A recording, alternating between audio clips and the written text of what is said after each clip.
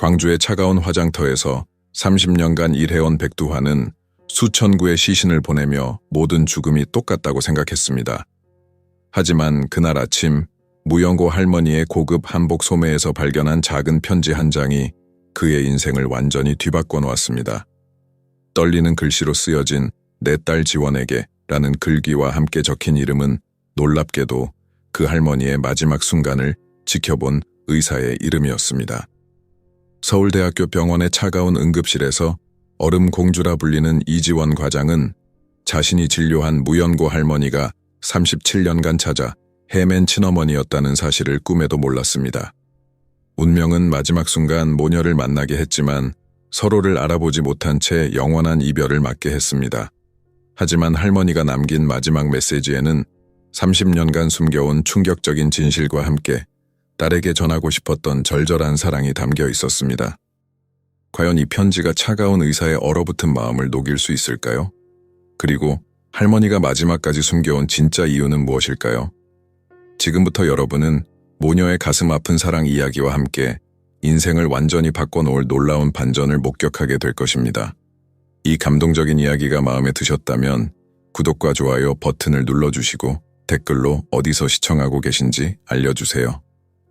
월요일 새벽 광주의 고요한 화장터에서 백두환은 또 하나의 무연고 시신을 마주하고 있었다.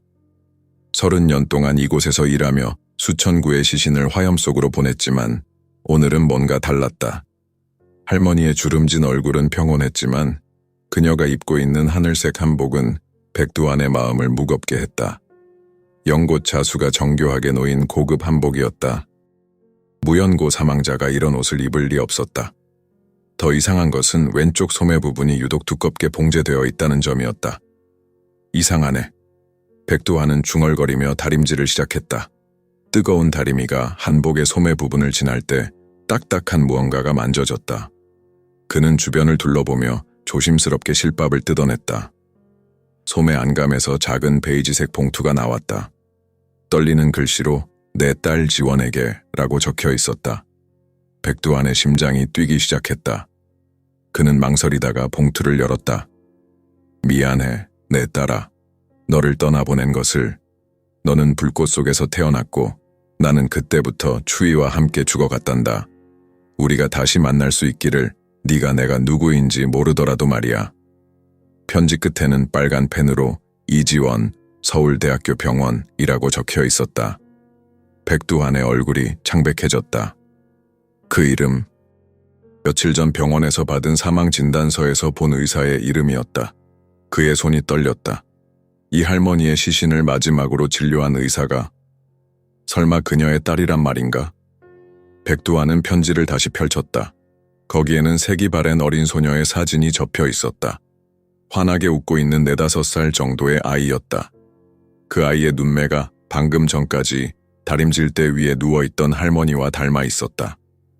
하느님, 백두환은 무릎이 꺾이는 것을 느꼈다. 그는 화장터에서 30년을 일하며 수많은 이별을 지켜봤지만 이런 잔혹한 우연은 처음이었다. 할머니는 혼자 죽었다.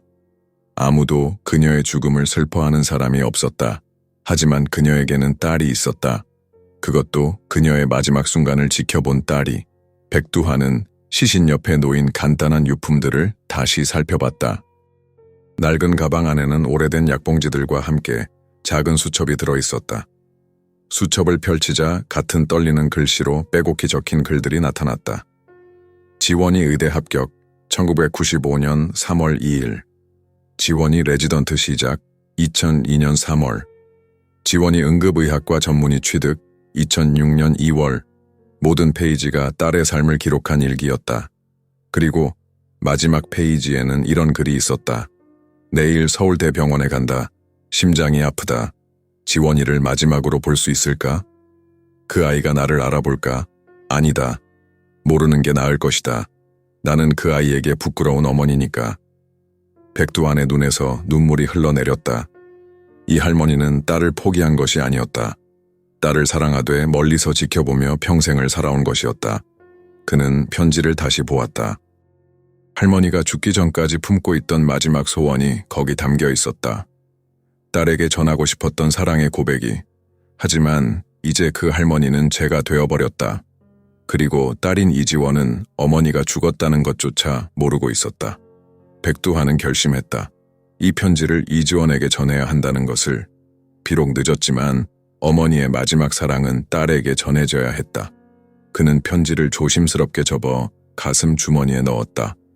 그리고 할머니의 시신을 마지막으로 정성껏 정리하며 속삭였다. 할머니, 제가 꼭 전해드릴게요. 당신의 사랑을. 화장터의 굴뚝에서 연기가 피어오르기 시작했다. 할머니의 육신은 불길 속으로 사라져갔지만 그녀의 사랑은 이제 막 여행을 시작하려 하고 있었다. 서울대학교 병원 응급실은 화요일 새벽 2시에도 전쟁터와 같았다. 사이렌 소리가 끊임없이 울려 퍼지고 의료진들의 발걸음이 복도를 분주히 오갔다. 형광등의 차가운 빛 아래서 생과 사의 경계를 넘나드는 환자들의 신음소리가 메아리쳤다. 이지원 과장은 6시간째 수술복을 입고 있었다. 그녀의 하얀 가운에는 여러 환자들의 혈흔이 묻어 있었지만 그녀의 표정은 여전히 차갑고 냉정했다. 동료들은 그녀를 얼음 공주라고 불렀다.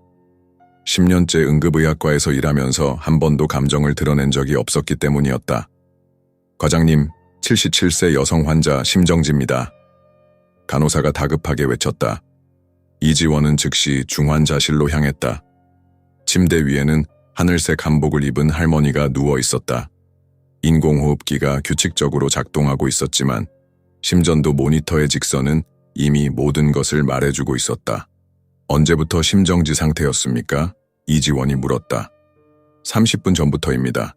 CPR을 계속 시행했지만 레지던트가 대답했다. 이지원은 할머니의 맥박을 확인하고 동공 반응을 살펴보았다. 모든 생체 징후가 이미 사라진 지 오래였다. 그녀는 침착하게 시계를 확인했다. 사망 시각 새벽 2시 47분. 그녀의 목소리는 기계처럼 정확했다. 간호사들이 할머니의 몸을 정리하기 시작했다. 이지원은 사망 진단서를 작성하며 할머니의 얼굴을 다시 한번 바라보았다. 평온한 얼굴이었다. 마치 긴 잠에 빠진 것처럼 보였다. 한서연, 17세. 이지원은 중얼거리며 서류에 서명했다. 또 하나의 무연고 사망자였다. 가족도 없고 면회객도 없었다. 그저 혼자 와서 혼자 떠난 할머니였다. 하지만 이상했다. 이지원의 가슴 한편이 묘하게 아팠다. 할머니를 바라보는 순간부터 계속 느껴지던 알 수 없는 감정이었다. 마치 중요한 무언가를 놓치고 있는 것 같은 느낌이었다. 이지원은 할머니의 목에 걸린 작은 옥 목걸이를 발견했다. 오래되고 낡았지만 정성스럽게 관리된 것 같았다. 그 옥의 따뜻한 빛깔이 왜인지 익숙하게 느껴졌다. 간호사님, 이 할머니 입원 기록 좀 가져다 주세요. 이지원이 말했다. 네, 과장님. 얼마 후 간호사가 가져온 파일을 보니 한서연 할머니는 며칠 전부터 가슴 통증을 호소하며 외래를 다녀갔었다. 혼자 사시는 분이었고 특별한 과거력은 없었다. 다만 심전도에서 심근경색의 징후가 보였고 오늘 새벽에 급작스럽게 악화되어 응급실로 실려온 것이었다. 이지원은 파일을 덮으며 깊은 한숨을 쉬었다. 또 다른 외로운 죽음이었다. 서울 같은 대도시에서는 이런 일이 너무나 흔했다. 가족과 연락이 끊어진 노인들이 홀로 살다가 홀로 죽어가는 것이었다. 그녀 자신도 그런 삶을 살고 있었다. 37세의 나이에 결혼도 하지 않았고 가족과의 연락도 거의 끊어진 상태였다. 양부모님은 몇 년 전에 돌아가셨고 친구라고 할 만한 사람도 없었다. 오직 일에만 매달려 살아가고 있었다. 과장님, 다음 환자 들어옵니다.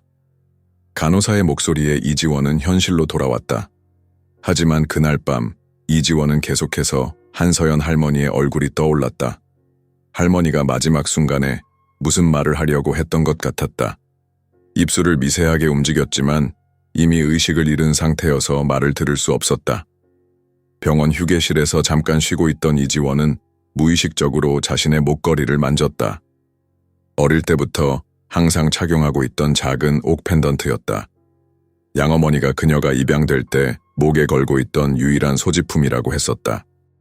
지원아, 이건 네가 태어날 때부터 가지고 있던 거야. 네 친어머니가 준 것일 거야. 양어머니의 목소리가 기억났다. 이지원은 그 목걸이를 보며 항상 궁금해했다. 자신의 친어머니가 어떤 사람인지, 왜 자신을 버렸는지, 지금은 어디서 무엇을 하고 있는지. 하지만 시간이 지나면서 그런 궁금증도 무뎌졌다. 차라리 모르는 것이 낫다고 생각했다.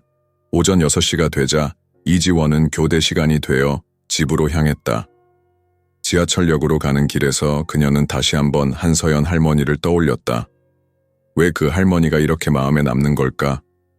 집에 도착한 이지원은 샤워를 하고 침대에 누웠다. 하지만 잠이 오지 않았다. 자꾸만 할머니의 평온한 얼굴과 그 작은 옥 목걸이가 떠올랐다. 그리고 할머니가 입고 있던 하늘색 한복도 묘하게 익숙했다. 이상해. 이지원은 중얼거렸다. 그녀는 침실 한편에 있는 작은 서랍을 열었다. 그 안에는 어릴 때 사진들이 들어있었다. 고아원에서 찍은 사진, 양부모님과 함께 찍은 사진들. 그리고 맨 아래에는 그녀가 고아원에 있을 때 입고 있던 작은 옷가지들이 보관되어 있었다. 그 중에서 가장 아래에 있던 작은 한복 저고리를 꺼냈다. 하늘색이었다. 할머니가 입고 있던 한복과 똑같은 색이었다. 이지원의 심장이 빨라졌다. 설마 그녀는 저고리를 가슴에 안고 생각에 잠겼다. 하지만 곧 고개를 저었다. 우연의 일치일 뿐이었다. 하늘색 한복은 예전의 흔한 색이었으니까 별다른 의미가 있을 리 없었다. 그날 오후 이지원은 병원에서 동료 의사와 점심을 먹고 있었다. 지원아, 너 요즘 어때? 좀 이상해 보여? 정형외과 김 과장이 물었다. 뭐가 이상한데요? 평소보다 더 멍해 보여. 무슨 일 있어? 이지원은 잠시 망설이다가 어젯밤 일을 얘기했다. 한서연 할머니와 그 묘한 기분에 대해서. 그럴 수 있지. 우리 일이 원래 그래. 가끔 유독 마음에 남는 환자들이 있어. 별거 아닐 거야. 하지만 이지원은 계속해서 그 할머니가 마음에 걸렸다. 특히 할머니가 마지막 순간에 뭔가 말하려고 했던 그 표정이 계속 떠올랐다. 마치 누군가에게 중요한 말을 전하려고 했던 것 같았다. 그날 저녁, 이지원은 응급실에서 야간 근무를 시작했다. 평소와 다름없는 바쁜 밤이었다. 교통사고 환자, 심근경색 환자, 음독 환자들이 연이어 실려왔다. 하지만 잠시 쉬는 시간에 이지원은 또다시 한서연 할머니를 떠올렸다. 그리고 문득 궁금해졌다. 할머니의 장례는 어떻게 치러질까? 무연고자라고 했으니 아마 화장터에서 간단히 처리될 것이었다. 왜 이렇게 신경이 쓰이지? 이지원은 자신에게 물었다. 그녀는 평소에 환자의 죽음에 대해 이렇게 오래 생각해 본 적이 없었다. 응급실에서 10년을 일하면서 수많은 죽음을 지켜봤지만 항상 냉정하고 객관적으로 대처해왔다. 그것이 자신을 지키는 방법이라고 생각했기 때문이었다. 하지만 한서연 할머니는 달랐다. 뭔가 특별한 무언가가 있었다. 그 평온한 얼굴, 정성스럽게 입고 있던 한복, 그리고 목에 걸린 작은 옥목걸이, 모든 것이 이지원에게 묘한 친숙함을 주었다. 새벽이 되자 이지원은 한 가지 결심을 했다. 한서연 할머니의 장래에 대해 알아보기로 한 것이었다. 비록 무연고자였지만 적어도 누군가는 그녀의 마지막을 기억해야 한다고 생각했다. 하지만 이지원은 알지 못했다. 그 순간 광주의 화장터에서는 백두환이라는 한 남자가 그녀에게 전할 충격적인 진실을 품고 있다는 것을, 그리고 그 진실이 그녀의 인생을 완전히 바꿔놓을 것이라는 것을. 백두환은 한서연 할머니의 편지를 발견한 후 며칠 동안 잠을 이루지 못했다. 매일 밤 그 떨리는 글씨체와 애절한 내용이 머릿속을 맴돌았다. 그는 서울대학교 병원에서 일하는 이지원이라는 의사가 정말 할머니의 딸인지 확인해야 한다는 강박에 사로잡혔다. 목요일 아침, 백두환은 평소보다 일찍 화장터에 도착했다. 한서연 할머니의 화장이 예정된 날이었다. 그는 마지막으로 할머니의 유품들을 정리하며 혹시 놓친 것이 없는지 확인하고 있었다. 낡은 가방을 다시 한번 뒤지던 중 가방 안감의 작은 주머니에서 뭔가 딱딱한 것이 느껴졌다. 백두환은 조심스럽게 지퍼를 열었다. 그 안에서 작은 열쇠가 나왔다. 오래된 황동 열쇠였는데 빨간 실로 묶인 작은 종이 쪽지가 달려 있었다. 무궁화집, 두 번째 서랍, 사진 아래. 백두환의 심장이 뛰기 시작했다. 할머니가 죽기 전에 미리 준비해둔 또 다른 단서였다. 무궁화집이 어디인지는 몰랐지만 분명 중요한 의미가 있을 것이었다. 그는 즉시 광주 시내의 부동산 중개업소들을 돌아다니기 시작했다. 무궁화라는 이름이 들어간 집이나 건물이 있는지 물어봤다. 세 번째로 찾아간 중개업소에서 드디어 단서를 얻었다. 아, 무궁화집이요? 서석동에 있는 오래된 한옥마을 말씀하시는 건가요? 거기 한옥들 이름이 다 꽃 이름으로 되어 있어요. 무궁화집도 있고 장미집, 국화집도 있고요. 백두환은 즉시 서석동으로 향했다. 광주의 오래된 한옥마을은 도시개발로 인해 많이 사라졌지만 이곳만큼은 예전 모습을 그대로 유지하고 있었다. 좁은 골목길 사이사이로 전통 한옥들이 옹기종기 모여 있었다. 한옥마을 입구에서 만난 할머니에게 무궁화집에 대해 물었다. 무궁화집이요? 아, 한서연 씨 집 말씀하시는 건가요? 그 집 주인이 며칠 전에 돌아가셨다고 들었는데. 네, 맞습니다. 혹시 그 집이 어디 있는지 아시나요?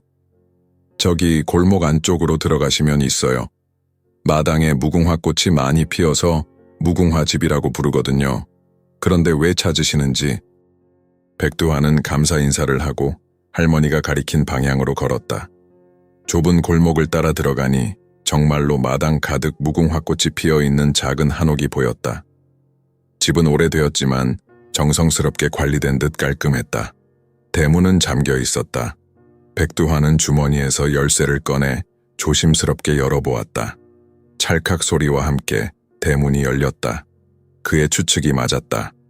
마당을 지나 안채로 들어가니 작지만 아늑한 거실이 나타났다. 방 안은 깨끗하게 정리되어 있었고 벽에는 여러 사진들이 걸려 있었다. 백두환은 그 사진들을 하나하나 자세히 살펴보았다. 놀랍게도 모든 사진이 한 소녀의 성장 과정을 담고 있었다.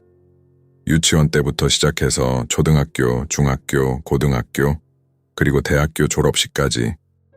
모든 사진 속의 소녀가 바로 며칠 전 발견한 편지 속 사진의 주인공과 같은 사람이었다. 백두환은 가슴이 뭉클해졌다. 한서연 할머니는 딸을 포기한 것이 아니라 멀리서나마 딸의 모든 순간을 지켜보며 기록해온 것이었다. 졸업식이나 중요한 행사 때마다 멀리서 사진을 찍어 집에 보관해둔 것이었다. 사진들 사이에는 신문 스크랩도 있었다.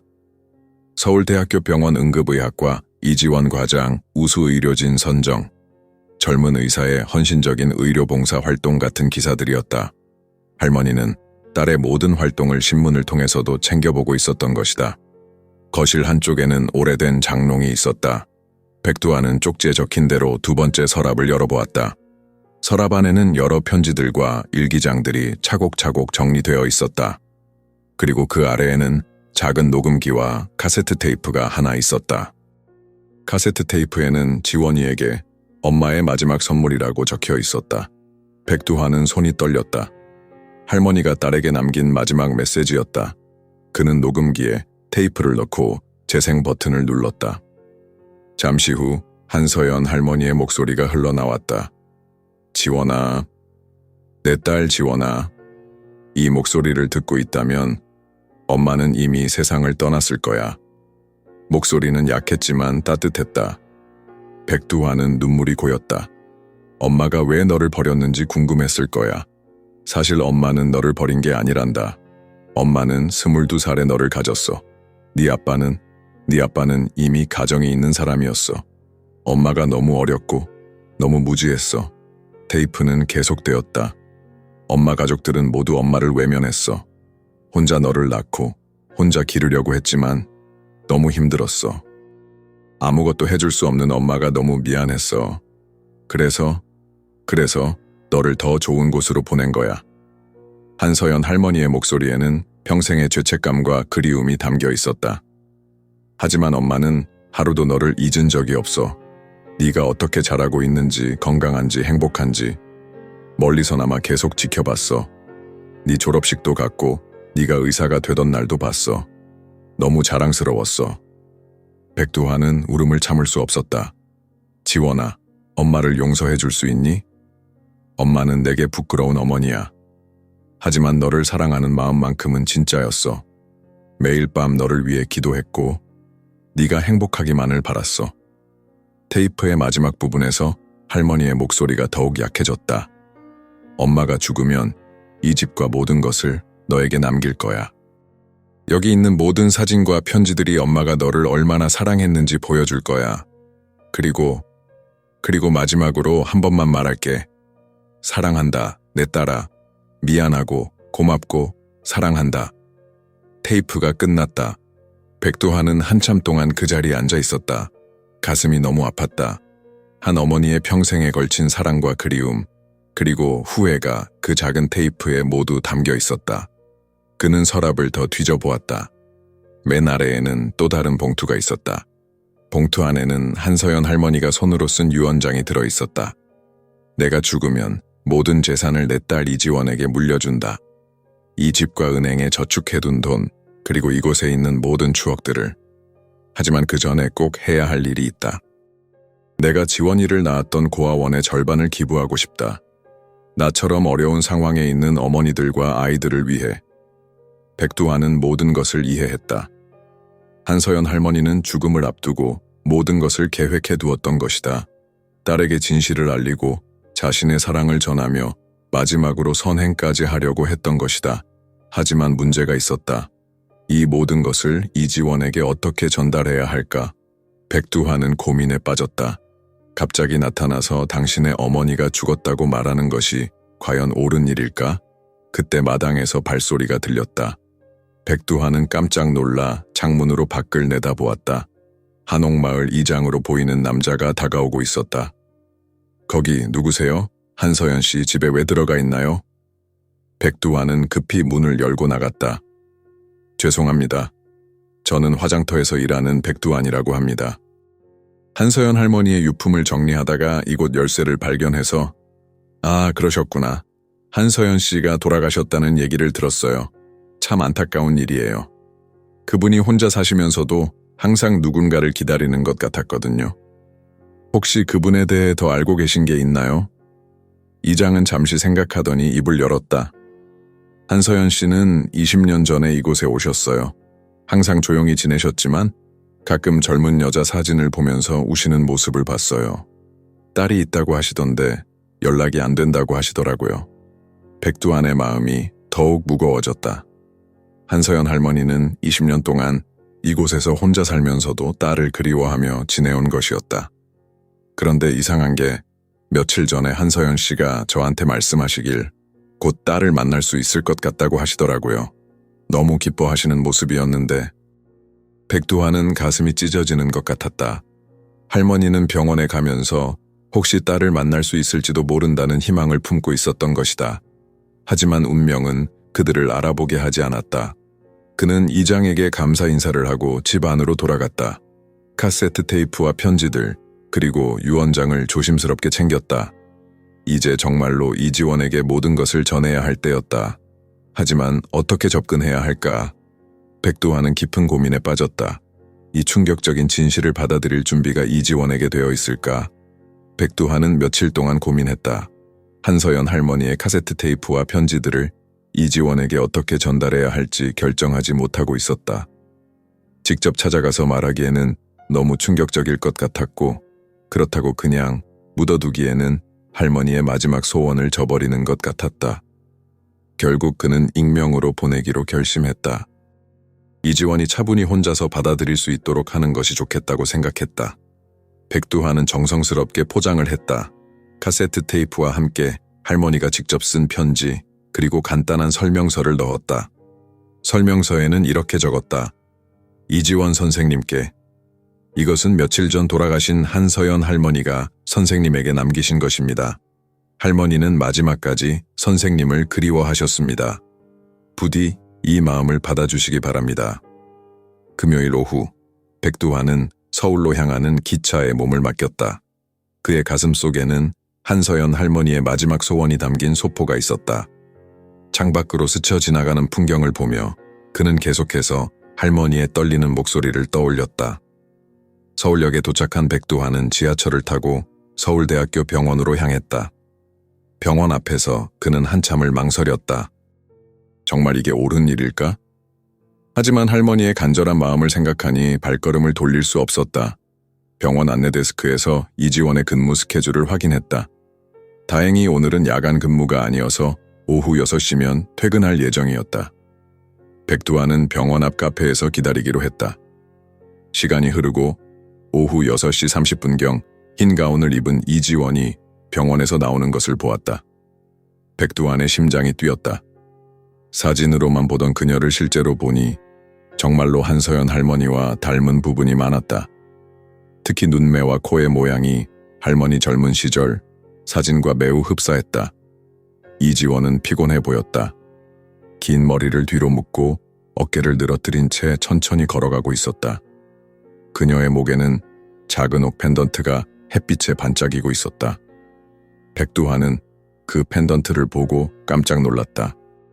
한서연 할머니가 죽을 때 목에 걸고 있던 것과 똑같은 것이었다. 정말 모녀구나. 백두환은 중얼거렸다. 하지만 직접 다가가서 말을 걸 용기는 나지 않았다. 대신 그는 이지원이 타는 지하철역까지 뒤따라가서 그녀의 집 근처 우편함에 소포를 넣기로 했다. 이지원은 강남구의 한 아파트 단지에서 내렸다. 백두환은 멀리서 지켜보며 그녀가 들어가는 통과 호수를 확인했다. 그리고 그녀가 집에 들어간 것을 확인한 후 아파트 관리사무소에 가서 택배를 맡겼다. 102동 1053호 이지원님, 댁에 전해주세요. 중요한 물건이니까 꼭 본인에게만 전달해 주시기 바랍니다. 네, 알겠습니다. 백두환은 안도의 한숨을 쉬었다. 이제 할머니의 마지막 소원을 전했다. 나머지는 이지원의 몫이었다. 그날 밤 늦게 집에 돌아온 이지원은 평소보다 더 피곤했다. 응급실에서 특히 바쁜 하루였고 어려운 수술도 여러 건 있었다. 샤워를 하고 간단히 저녁을 먹은 후 그녀는 거실 테이블 위에 놓인 택배 상자를 발견했다. 뭐지? 이지원은 송장을 확인했다. 발송일란이 비어 있었다. 이상했지만 그녀는 상자를 열어보았다. 상자 안에는 오래된 카세트 테이프와 편지 봉투, 그리고 작은 쪽지가 들어있었다. 이지원은 먼저 쪽지를 읽어보았다. 이지원 선생님께, 이것은 며칠 전 돌아가신 한서연 할머니가 선생님에게 남기신 것입니다. 이지원의 얼굴이 순간 굳어졌다. 한서연, 그 이름이 익숙했다. 며칠 전 응급실에서 돌아가신 할머니의 이름이었다. 하지만 왜 그 할머니가 자신에게 뭔가를 남겼다는 걸까? 그녀는 떨리는 손으로 편지 봉투를 열었다. 안에서 나온 편지를 보는 순간 이지원은 숨이 막혔다. 내 딸 지원에게.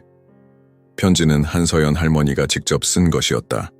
떨리는 글씨체로 가득한 편지를 읽어 내려가면서 이지원의 눈에서 눈물이 흘러내리기 시작했다. 미안해, 내 딸아. 너를 떠나보낸 것을. 너는 불꽃 속에서 태어났고 나는 그때부터 추위와 함께 죽어갔단다. 이지원은 편지를 손에서 놓았다. 온몸이 떨렸다. 이것이 무슨 의미인지 이해할 수 없었다. 아니, 이해하고 싶지 않았다. 하지만 편지는 계속되었다. 한서연 할머니가 어떻게 어린 나이에 임신했는지, 어떻게 혼자 출산했는지, 그리고 어떻게 어쩔 수 없이 딸을 고아원에 맡겼는지에 대한 이야기였다. 지원아, 엄마는 너를 버린 게 아니야. 너에게 더 나은 삶을 주고 싶었을 뿐이야. 하지만 하루도 너를 잊은 적이 없어. 멀리서나마 네 모든 순간을 지켜봤어. 이지원은 울음을 터뜨렸다. 37년 동안 품고 있던 의문이 한순간에 풀렸다. 자신을 버린 어머니에 대한 원망, 왜 자신을 낳았는지에 대한 의문, 그리고 어머니에 대한 그리움까지. 모든 것이 복잡하게 얽혀 가슴을 찢어 놓았다. 편지를 다 읽은 후 이지원은 카세트 테이프를 발견했다. 지원이에게 엄마의 마지막 선물이라고 적혀 있었다. 그녀는 급히 집 안을 뒤져서 오래된 라디오를 찾았다. 다행히 카세트 기능이 있었다. 테이프를 넣고 재생 버튼을 누르는 순간 한서연 할머니의 목소리가 흘러나왔다. 지원아, 내 딸 지원아. 이 목소리를 듣고 있다면 엄마는 이미 세상을 떠났을 거야. 이지원은 바닥에 주저앉았다. 그 목소리, 며칠 전 응급실에서 들었던 할머니의 마지막 신음소리와 같은 목소리였다. 하지만 그때는 알아차리지 못했다. 엄마가 왜 너를 버렸는지 궁금했을 거야. 사실 엄마는 너를 버린 게 아니란다. 할머니의 목소리는 약했지만 따뜻했다. 평생 숨겨왔던 이야기들이 차근차근 흘러나왔다. 어떻게 이지원을 임신했는지, 어떻게 혼자 출산했는지, 그리고 어떻게 어쩔 수 없이 고아원에 맡겼는지에 대한 이야기였다. 하지만 엄마는 하루도 너를 잊은 적이 없어. 네가 어떻게 자라고 있는지, 건강한지, 행복한지 멀리서나마 계속 지켜봤어. 이지원은 목 놓아 울었다. 응급실에서 10년을 일하면서 단 한 번도 이렇게 울어본 적이 없었다. 차가운 얼음공주라고 불리던 그녀가 아기처럼 울고 있었다. 내 졸업식도 갔고 네가 의사가 되던 날도 봤어. 너무 자랑스러웠어. 내 딸이 이렇게 훌륭한 사람이 되었구나 싶어서 테이프는 계속되었다. 한서연 할머니가 얼마나 딸을 사랑했는지, 얼마나 자랑스러워했는지, 그리고 얼마나 미안해했는지가 고스란히 담겨 있었다. 지원아, 엄마를 용서해 줄 수 있니? 엄마는 내게 부끄러운 어머니야. 하지만 너를 사랑하는 마음만큼은 진짜였어. 이지원은 라디오를 꽉 껴안고 울었다. 평생 원망했던 어머니가 사실은 자신을 버린 것이 아니라 더 나은 삶을 주기 위해 포기한 것이었다. 그리고 평생 멀리서 지켜보며 사랑했다는 것이었다. 테이프의 마지막 부분에서 할머니의 목소리가 더욱 약해졌다. 엄마가 죽으면 이 집과 모든 것을 너에게 남길 거야. 여기 있는 모든 사진과 편지들이 엄마가 너를 얼마나 사랑했는지 보여줄 거야. 이지원은 깜짝 놀랐다. 집? 할머니가 집을 남겼다는 말인가? 그리고 마지막으로 한 번만 말할게. 사랑한다, 내 딸아. 미안하고 고맙고 사랑한다. 테이프가 끝났다. 이지원은 한참 동안 그 자리에서 움직일 수 없었다. 가슴이 너무 아팠다. 행복하면서도 슬펐다. 드디어 어머니를 찾았지만 이미 너무 늦었다. 그녀는 며칠 전 응급실에서의 일을 떠올렸다. 한서연 할머니가 마지막 순간에 뭔가 말하려고 했던 것이 기억났다. 혹시 그때 자신이 딸이라는 것을 알아봤던 걸까? 이지원은 목에 걸린 옥 펜던트를 만졌다. 양어머니가 말했던 것처럼 이것은 친어머니가 준 것이었다. 그리고 그 친어머니가 바로 며칠 전 자신의 손을 거쳐 세상을 떠난 한서연 할머니였다. 엄마, 이지원은 처음으로 그 단어를 입에 담았다. 엄마, 미안해요. 몰라봐서 미안해요. 그녀는 밤새도록 울었다.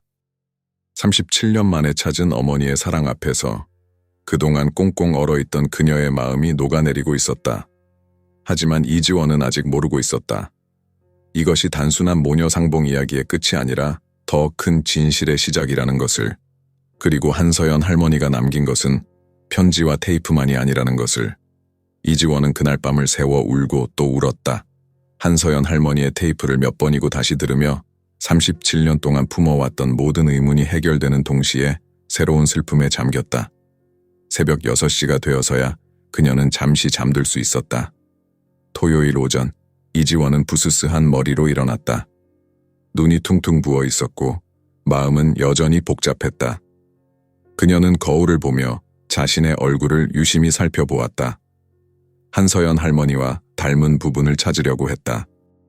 눈매, 코의 모양, 입술의 선, 분명히 닮은 부분들이 있었다. 정말 엄마였구나. 이지원은 중얼거렸다. 그녀는 갑자기 한서연 할머니의 장래에 대해 궁금해졌다. 무연고 사망자로 처리되었다면 아마 화장되었을 것이었다. 하지만 지금이라도 어머니에게 제대로 된 장례를 치러주고 싶었다. 이지원은 서울대학교 병원 의무기록과에 전화를 걸었다.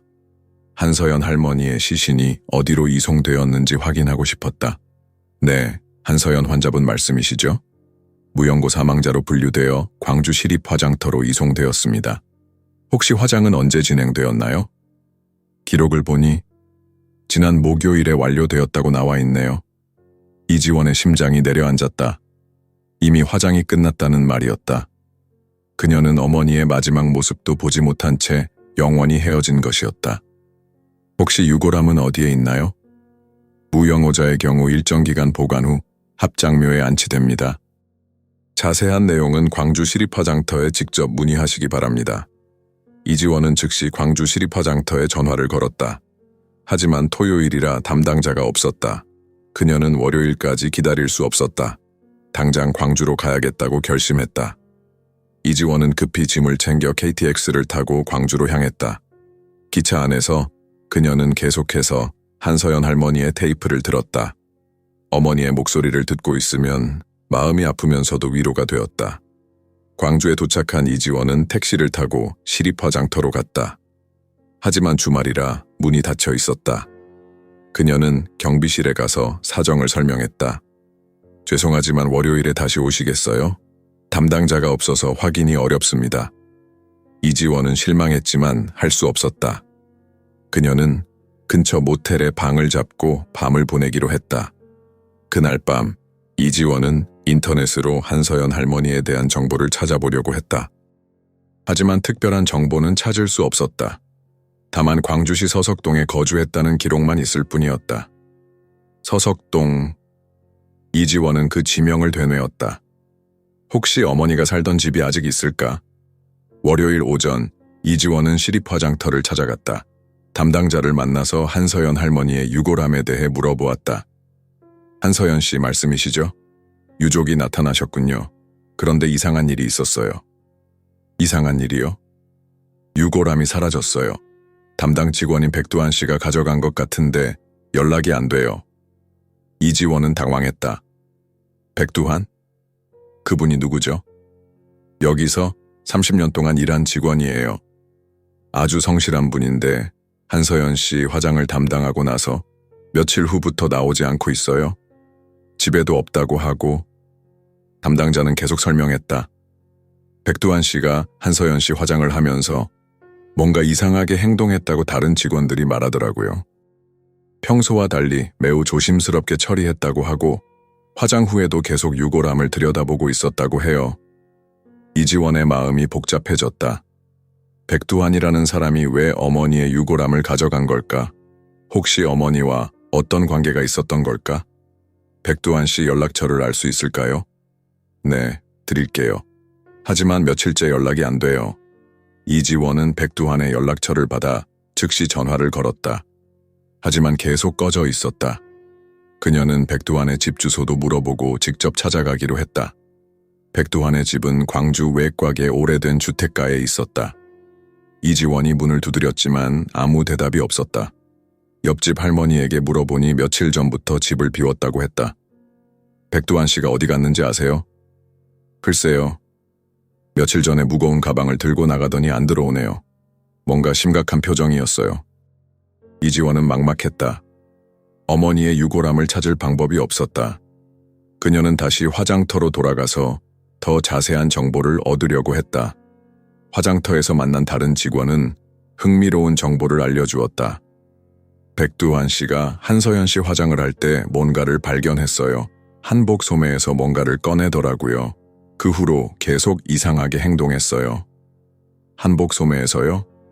네, 뭔가 편지 같은 게 들어있었던 것 같아요. 백두한 씨가 그걸 보고 나서 얼굴이 창백해지더라고요. 이지원은 깨달았다. 어머니가 한복 소매에 편지를 숨겨놨고 백두한이 그걸 발견한 것이었다. 그리고 백두한이 자신에게 익명으로 테이프와 편지를 보낸 것이었다. 혹시 백두한 씨가 서울에 간 적이 있나요? 글쎄요. 며칠 전에 하루 휴가를 내고 어디 간 적은 있어요. 이지원은 모든 퍼즐이 맞춰지는 것을 느꼈다. 백두한이 어머니의 편지를 발견하고 자신이 그 딸이라는 것을 알아낸 것이었다. 그리고 어머니의 마지막 소원을 전하기 위해 서울까지 와서 편지와 테이프를 전달한 것이었다. 그렇다면 백두한은 왜 유골함을 가져간 걸까? 그리고 지금 어디에 있는 걸까? 이지원은 한서연 할머니의 테이프에서 들었던 집에 대한 이야기를 떠올렸다. 어머니가 모든 것을 자신에게 남긴다고 했었다. 혹시 그 집이 아직 있을까? 그녀는 서석동으로 향했다. 부동산 중개업소에서 한서연의 집에 대해 물어보니 서석동 한옥마을에 있다고 했다. 무궁화집이라고 불러요. 마당에 무궁화꽃이 많아서요. 그런데 며칠 전에 주인이 돌아가셨다고 들었는데 이지원의 심장이 뛰었다. 무궁화집, 어머니의 집이 정말 있었던 것이다. 한옥마을에 도착한 이지원은 무궁화꽃이 피어있는 작은 한옥을 쉽게 찾을 수 있었다. 대문은 잠겨 있었지만 마당을 들여다보니 정말 아름다운 무궁화꽃들이 가득했다. 그때 옆집에서 할머니 한 분이 나왔다. 혹시 한서연 씨와 무슨 관계세요? 저는 그분의 딸입니다. 할머니의 눈이 커졌다. 딸? 한서연 씨에게 딸이 있었나요?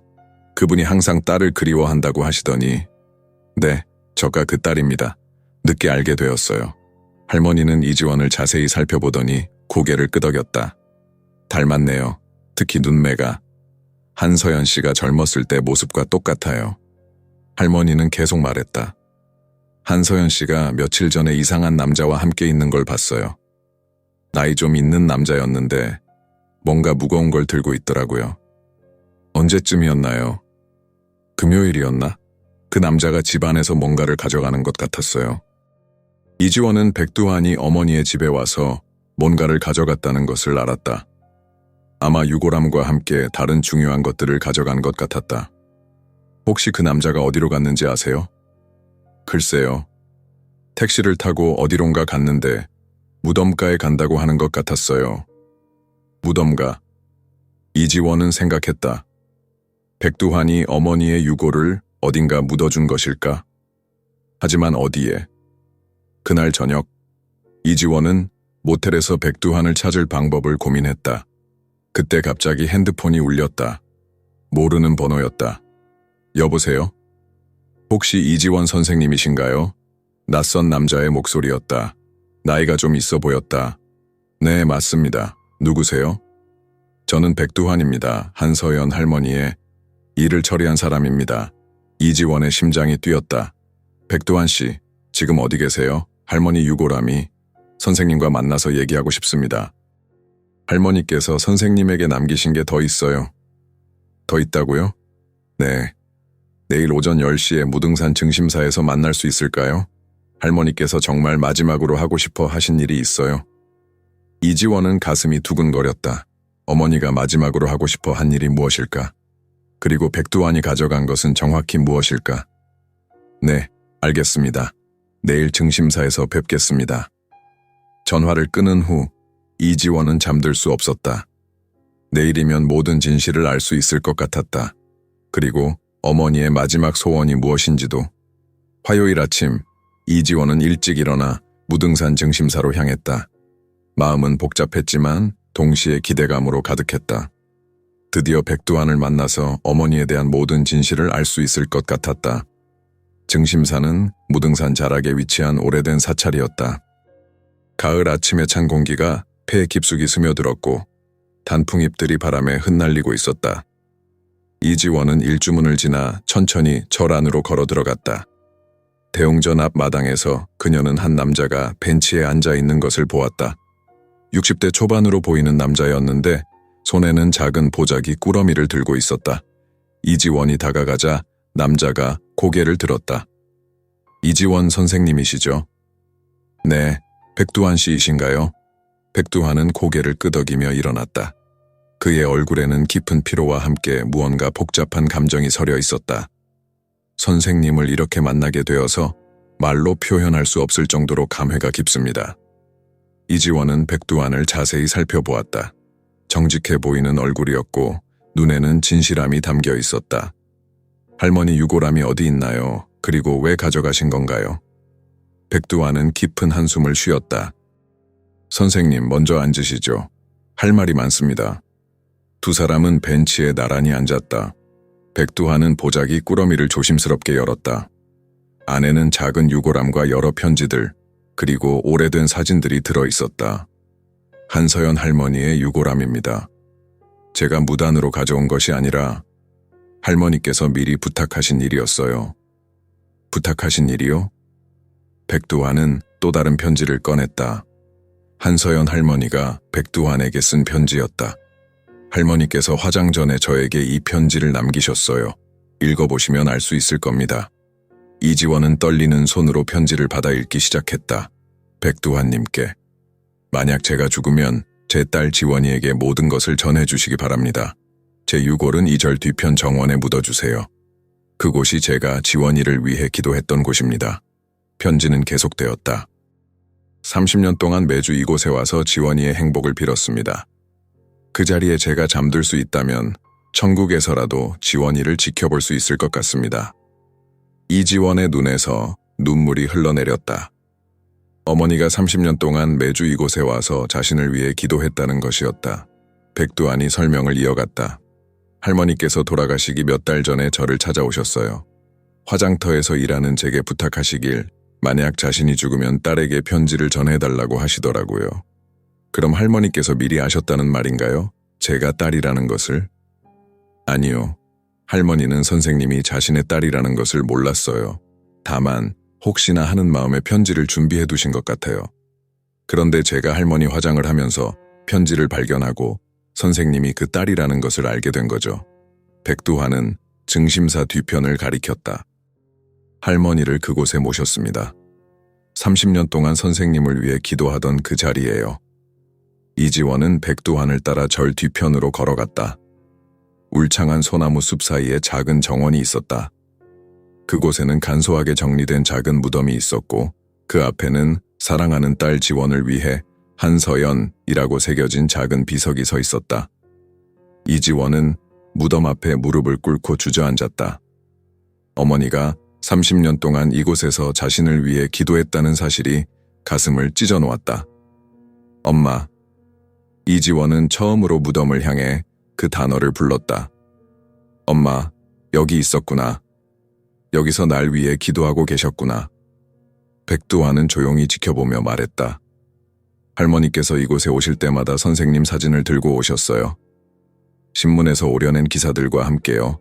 자랑스럽다고, 고맙다고 계속 말씀하시더라고요. 이지원은 목 놓아 울었다. 30년 동안 자신을 원망하며 살았는데 정작 어머니는 그 모든 시간을 자신을 위해 기도하며 보냈던 것이었다. 백두환이 보자기에서 또 다른 것을 꺼냈다. 작은 유리병이었다. 이건 할머니께서 특별히 부탁하신 겁니다. 유골 일부를 이 병에 담아서 선생님께 드리라고 하셨어요. 유리병에는 불에서 가져온 것을 사랑이 꽃으로 돌려준다 라고 적힌 작은 쪽지가 붙어 있었다. 이지원은 유리병을 받아 가슴에 안았다. 어머니의 일부가 자신의 품에 있다는 것이 신기하면서도 애틋했다. 할머니께서 마지막으로 하신 말씀이 있어요. 백두환은 주머니에서 또 다른 편지를 꺼냈다. 이번에는 이지원에게 쓴 두 번째 편지였다. 이건 할머니께서 돌아가시기 바로 전날 쓰신 거예요. 선생님께서 편지와 테이프를 받은 후에 드리라고 하셨어요. 이지원은 편지를 펼쳤다. 글씨가 첫 번째 편지보다 더 많이 떨려 있었다. 지원아, 네가 이 편지를 읽고 있다면 엄마의 첫 번째 편지를 받았다는 뜻이겠지. 엄마가 얼마나 너를 사랑했는지 이제 알았을 거야. 편지는 계속되었다. 엄마에게는 마지막 부탁이 하나 더 있어. 무궁화 집에 가보렴. 거기에 엄마가 내게 남긴 마지막 선물이 있어. 그리고 엄마가 모은 돈으로 좋은 일을 해줬으면 좋겠어. 이지원은 고개를 들어 백두환을 바라보았다. 무궁화 집에 뭐가 있는 건가요?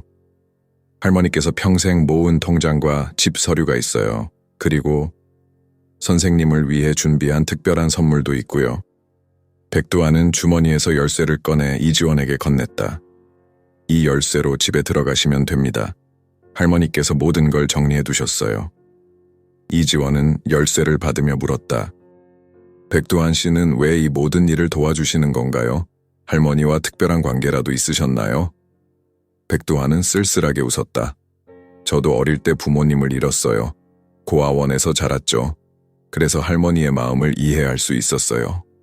자식에 대한 그리움, 미안함, 사랑, 모든 게 제게도 익숙한 감정이었거든요. 그는 계속 말했다. 30년 동안 화장터에서 일하면서 수많은 이별을 받지만 할머니처럼 마지막까지 사랑을 품고 가신 분은 처음이었어요.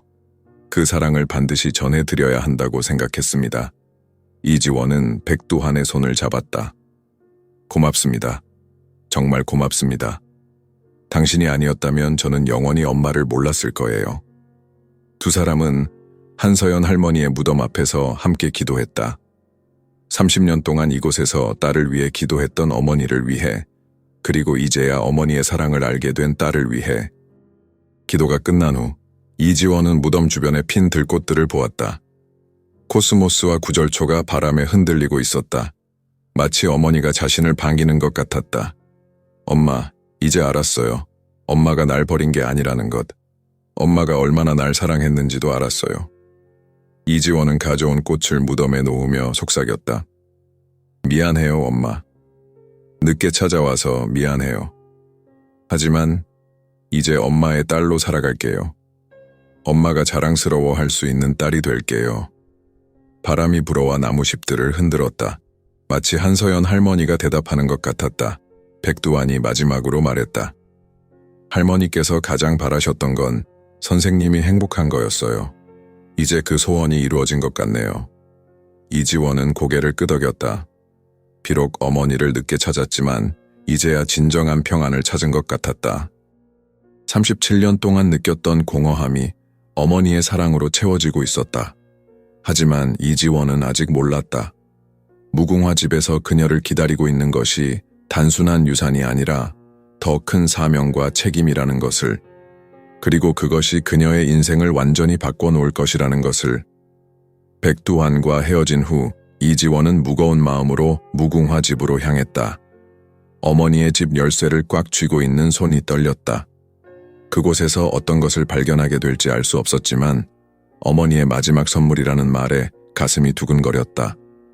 한옥마을에 도착한 이지원은 무궁화 꽃이 만개한 작은 집 앞에 섰다. 대문을 열고 들어서니 정갈하게 가꿔진 마당이 눈에 들어왔다. 어머니가 얼마나 정성스럽게 이곳을 지켜왔는지 알 수 있었다. 안채로 들어간 이지원은 벽에 걸린 자신의 사진들을 다시 한번 천천히 살펴보았다. 유치원 입학식부터 의대 졸업식까지 인생의 모든 중요한 순간들이 거기 있었다. 어머니가 얼마나 자세히 자신의 삶을 지켜봤는지 새삼 깨달았다. 거실 한편에 있는 오래된 문갑을 열어보니 첫 번째 서랍에는 여러 통장들이 정리되어 있었다. 이지원은 하나씩 확인해 보았다. 놀랍게도 적지 않은 금액이 저축되어 있었다. 3,700만 원 정도였다. 통장과 함께 있던 메모를 보니 지원이 결혼할 때 쓰라고 모은 돈이라고 적혀 있었다. 이지원의 눈에서 눈물이 흘렀다. 어머니는 언젠가 자신이 결혼할 날을 기대하며 조금씩 돈을 모아왔던 것이었다. 두 번째 서랍에는 집 관련 서류들이 들어있었다. 등기부등본, 건축물 대장, 그리고 손으로 쓴 유언장이 있었다. 이지원은 유언장을 펼쳐 읽었다. 내가 죽으면 이 집과 모든 재산을 내 딸 이지원에게 물려준다. 하지만 한 가지 부탁이 있다. 저축한 돈의 절반은 내가 지원이를 맡겼던 광주 성심고아원에 기부해달라. 나처럼 어려운 상황에 처한 엄마들과 아이들을 위해 써달라. 이지원은 가슴이 뭉클해졌다. 어머니는 마지막까지 다른 사람들을 생각하고 있었던 것이다. 유언장 뒤에는 또 다른 편지가 접혀 있었다. 지원아, 엄마가 내게 남기는 마지막 편지야.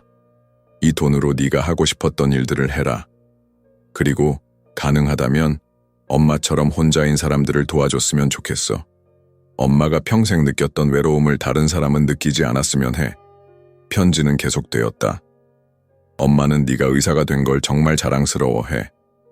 많은 사람들을 살리는 너를 보면서 엄마도 뿌듯했어. 하지만 너무 일에만 매달려서 네 자신을 돌보지 않는 것 같아 걱정이야. 이지원은 깜짝 놀랐다. 어머니가 자신의 생활까지 그렇게 자세히 알고 있었다는 것이. 지원아, 이제는 네 행복을 생각해도 돼. 사랑하는 사람을 만나고 가정을 이루고 엄마가 해주지 못한 사랑을 네 아이에게 줘라. 그것이 엄마의 마지막 소원이야. 편지의 마지막 부분에는 이런 말이 적혀 있었다. 만약 이 편지를 읽고도 엄마를 용서할 수 없다면 그래도 괜찮아. 하지만 엄마를 용서할 수 있다면 엄마가 내게 주지 못한 사랑을 다른 누군가에게 줘라. 그것이 엄마가 세상에 남기고 싶은 마지막 선물이야. 이지원은 편지를 읽고 나서 한참 동안 그 자리에 앉아 있었다. 어머니의 마지막 소원은 자신의 행복이었고 동시에 다른 사람들을 돕는 것이었다. 그녀는 갑자기 성심고아원에 가보고 싶어졌다. 자신이 자란 곳이기도 하고 어머니가 기부하라고 한 곳이기도 했다. 이지원은 집을 나서서 택시를 타고 성심고아원으로 향했다. 고아원은 광주 외곽에 위치해 있었고 30년 전보다 훨씬 크고 현대적으로 변해 있었다. 원장실을 찾아간 이지원은 자신을 소개하고 한서연 할머니의 기부 의사를 전했다. 한서연 씨요? 아, 그분 알고 있어요. 원장이 놀라며 말했다. 매년 익명으로 기부를 해주시던 분이에요. 그런데 돌아가셨다고요? 네, 며칠 전에 돌아가셨어요. 그분이 제 어머니예요. 원장은 더욱 놀랐다. 어머니라고요? 그럼 선생님이 혹시 이지원 씨인가요? 네, 맞습니다. 어떻게 아세요? 한서연 씨가 기부하실 때마다 이지원이라는 딸 얘기를 하셨어요. 의사가 되었다고 정말 자랑스럽다고 하시면서요. 이지원은 또다시 눈물이 났다. 어머니는 고아원에 기부하면서도 자신을 자랑해왔던 것이었다. 원장이 계속 말했다. 한서연 씨가 특히 관심을 가지신 아이가 있어요. 은하라는 9살 여자아이인데 며칠 전에 들어온 아이예요. 어떤 아이인가요? 어머니가 병으로 돌아가시고 아버지는 행방불명이 되어서 혼자 남게 된 아이예요. 한서연 씨가 마지막으로 오셨을 때 그 아이를 보시고는 눈물을 흘리시더라고요. 마치 옛날 자신의 모습을 보는 것 같다고 하시면서요.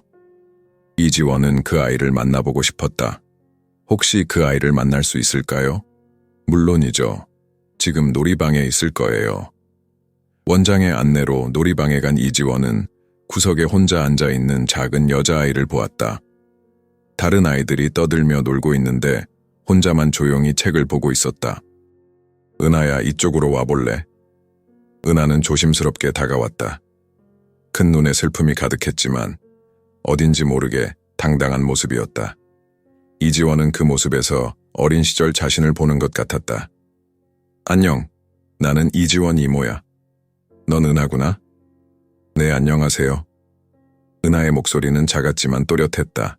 이지원은 아이 옆에 앉으며 물었다. 여기 온 지 얼마나 되었니? 열흘 정도요. 엄마가 하늘나라에 가셔서 여기 왔어요. 외롭지 않니? 조금 외로워요. 하지만 괜찮아요. 엄마가 하늘에서 지켜보고 계시니까요. 이지원은 가슴이 뭉클해졌다. 어린 나이에도 굳건히 버티고 있는 은하의 모습이 대견했다. 그녀는 갑자기 어머니의 마지막 편지 내용이 떠올랐다. 엄마가 내게 주지 못한 사랑을 다른 누군가에게 줘라. 이지원은 결심했다. 은하를 입양하고 싶었다. 자신이 받지 못한 어머니의 사랑을 이 아이에게 주고 싶었다. 원장님, 저 은하를 입양하고 싶어요. 원장은 놀랐다. 정말 확실하세요? 입양은 신중하게 결정하셔야 해요. 네, 확실해요. 이 아이가 혼자가 되지 않게 해주고 싶어요. 이지원은 은하를 바라보며 말했다.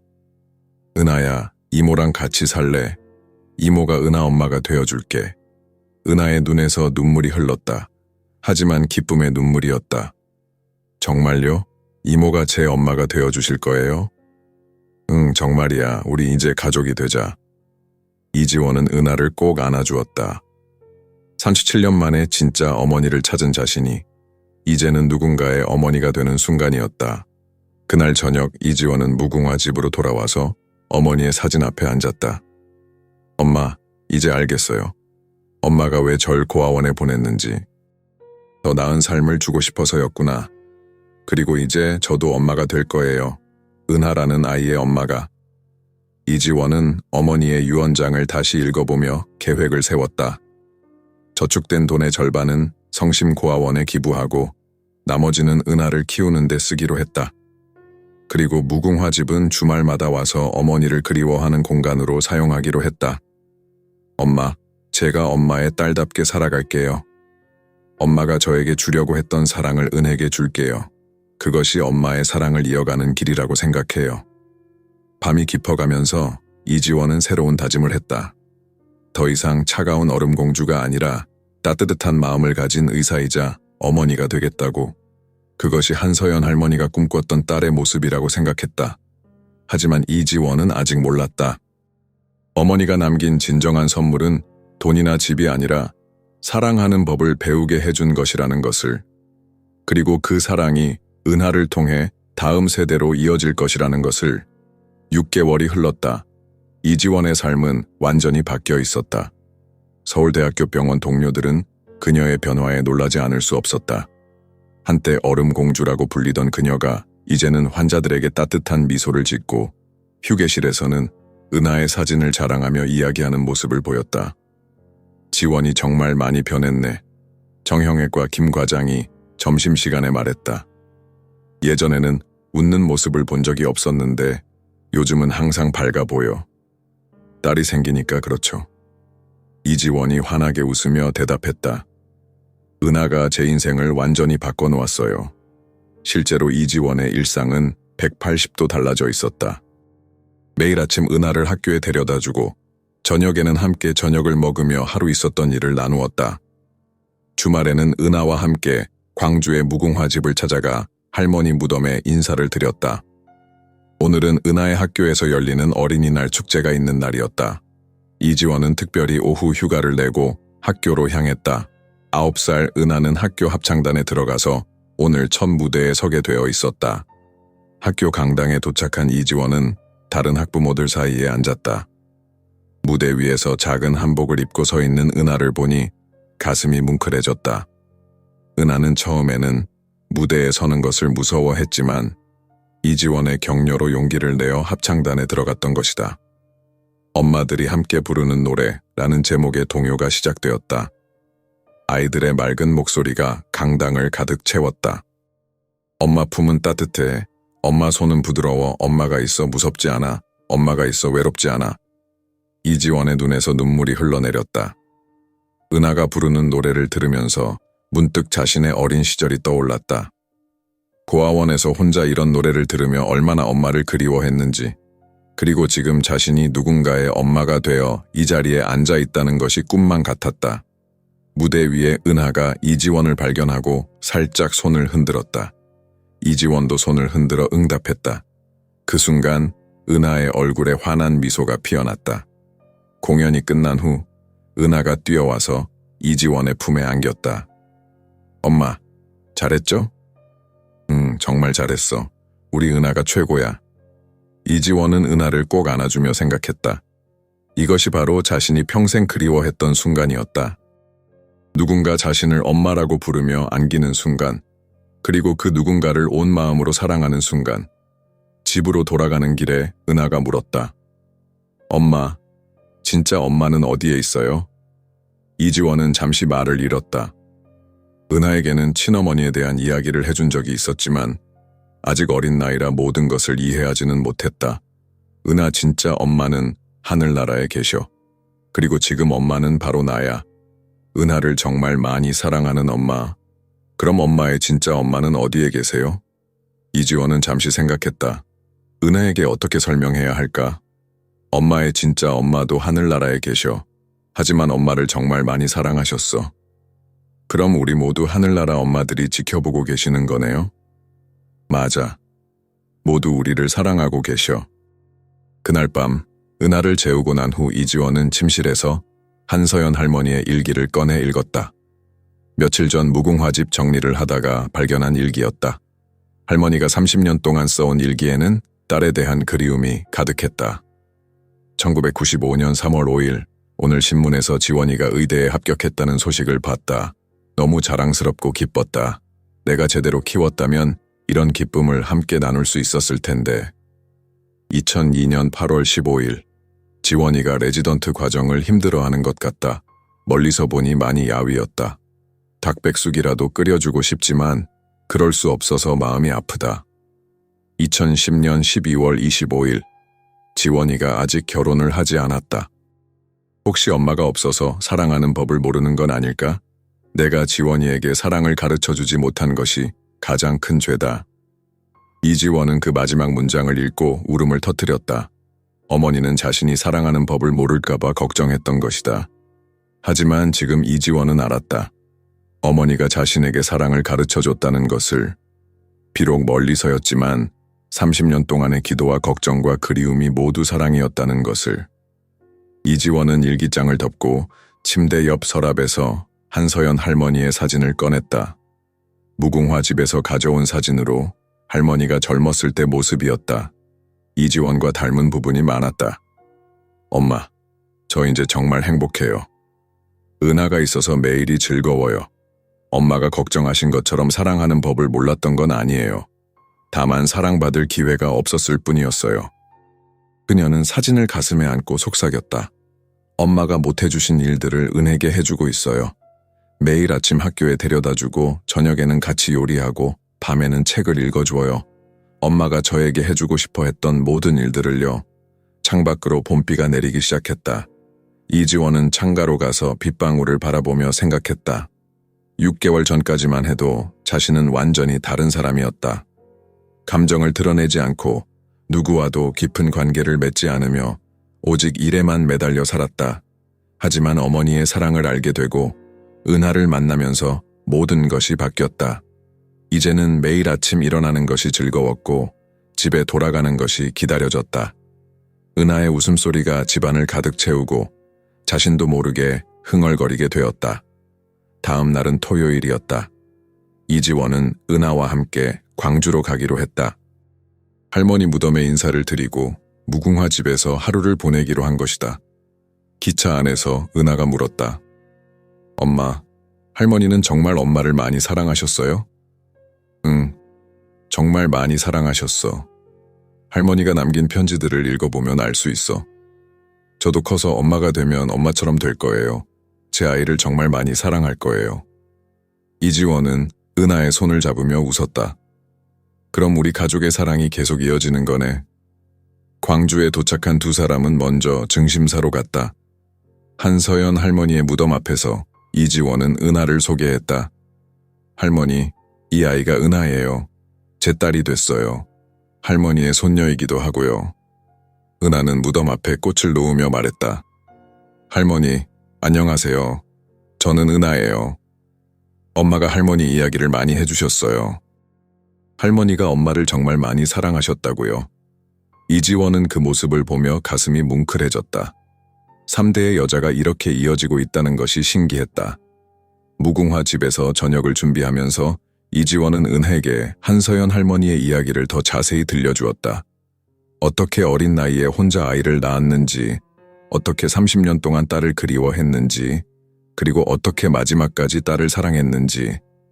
할머니는 정말 강한 분이셨구나. 은하가 감탄하며 말했다. 응, 정말 강하셨어. 그리고 사랑이 많은 분이셨어. 그날 밤 무궁화 집에서 하룻밤을 보내기로 한 두 사람은 함께 이불을 깔고 누웠다. 은하가 이지원의 품에 안겨 말했다. 엄마, 저 정말 행복해요. 엄마가 있어서요. 나도 은하가 있어서 정말 행복해. 이지원은 은하를 꼭 안아주며 생각했다. 이것이 바로 한서연 할머니가 꿈꿨던 순간이 아닐까? 딸이 누군가를 사랑하고 누군가에게 사랑받는 순간, 그리고 그 사랑이 다음 세대로 이어지는 순간. 엄마. 은하가 잠들기 전에 마지막으로 말했다. 할머니가 엄마를 안아주지 못해서 아쉬우셨을 것 같아요. 이지원의 눈에서 눈물이 흘렀다. 은하의 말이 맞았다. 한서연 할머니는 평생 딸을 한 번도 안아보지 못했다. 그 아쉬움이 얼마나 컸을까. 하지만 이지원은 알았다.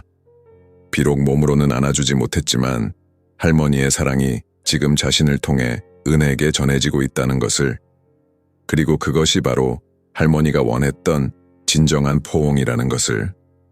할머니의 포옹은 지금 우리를 통해서 이루어지고 있어, 은하야. 할머니가 나를 사랑한 만큼 내가 너를 사랑하는 거야. 은하는 고개를 끄덕이며 잠들었다. 이지원은 오랫동안 잠들지 않고 천장을 바라보며 생각했다. 한서연 할머니의 사랑이 이제 완성되었다는 것을, 그리고 그 사랑이 영원히 이어질 것이라는 것을. 한서연 할머니와 이지원의 이야기는 우리에게 깊은 질문을 던집니다. 만약 당신이 이지원의 입장이었다면 어떻게 했을까요? 37년 동안 원망했던 어머니가 사실은 당신을 가장 사랑했던 사람이었다는 진실을 알게 된다면 그 복잡한 감정을 어떻게 받아들일 수 있을까요? 그리고 백두환처럼 타인의 마지막 소원을 이루어주기 위해 자신의 시간과 노력을 기꺼이 바칠 수 있을까요? 이 이야기는 사랑이 때로는 멀리서 지켜보는 것이며 진정한 용서는 이해에서 시작된다는 것을 보여줍니다. 우리 모두는 누군가의 자녀이고 언젠가는 누군가의 부모가 될 수도 있습니다. 한서연 할머니의 선택이 옳았는지 틀렸는지 판단하기보다는 그녀의 30년간의 사랑과 그리움을 이해해보려 노력해보세요. 그리고 이지원처럼 받은 사랑을 다른 누군가에게 전해주는 용기를 가져보세요. 사랑은 결코 사라지지 않습니다. 다만 다른 형태로 이어질 뿐입니다. 은하를 통해 계속되는 이들의 사랑처럼 말이죠. 이 이야기가 여러분의 마음에 깊은 울림을 주었다면 구독 버튼을 눌러 더 많은 감동적인 이야기를 만나보세요. 좋아요와 댓글로 여러분의 생각을 나눠주시고 주변 사람들과도 이 의미 있는 이야기를 공유해주세요. 여러분의 작은 관심이 더 많은 사람들에게 감동을 전할 수 있습니다.